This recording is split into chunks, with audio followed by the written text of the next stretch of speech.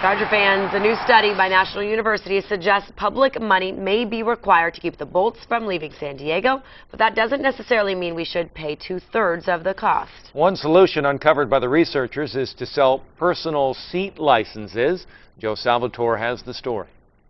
Well, what exactly is a personal seat license anyway? It's typically done for new stadiums, and typically it's associated with the best seats. So the seats between the 20s or in the luxury boxes or in the club seats. The National University System Institute for Policy Research conducted a study about San Diego as an NFL market. It looked closely at three things: San Diego's market size, the Chargers' potential to sell personal seat licenses, or PSLs, and the public share of financing a new stadium. If you look at a metro area, we're about the 15th, 16th biggest metro area in the country. And so when you look at, for NFL franchises, we're about 15th out of 30. San Diego is stuck in the middle in terms of market size. New York is the largest, Green Bay the smallest. The researchers analyzed data from the U.S. Census and private consulting studies to reach its conclusions. They determined that if a deal is reached in San Diego that's similar to 21 other recent NFL stadium deals, public financing could be as high as 65%.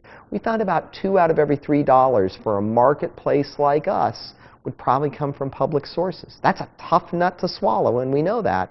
But, that's sort of the marketplace the NFL operates in. But that calculation doesn't account for the personal seat licenses. Bruvold says about 14 teams have financed stadiums by selling PSLs, and it could also work in San Diego. Given what Minnesota did, given what Tennessee did, given what St. Louis did when they built their first stadium, I think $100 million is at least the market would support it.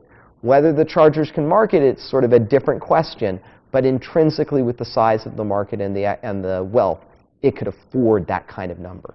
Although Bruvold says in order for that to work, the Chargers may need to make the stadium smaller and thus tickets scarcer. This study may help San Diego cut a better deal at the negotiating table, but to keep the Bolts in town, we may all have to pay a little. People are talking about, well, we won't put any money in, or somehow the Chargers, because they're billionaires, will foot the whole bill. That just doesn't make sense given the marketplace that the Chargers operate in and what other cities have done. Joe Salvatore, San Diego 6 News.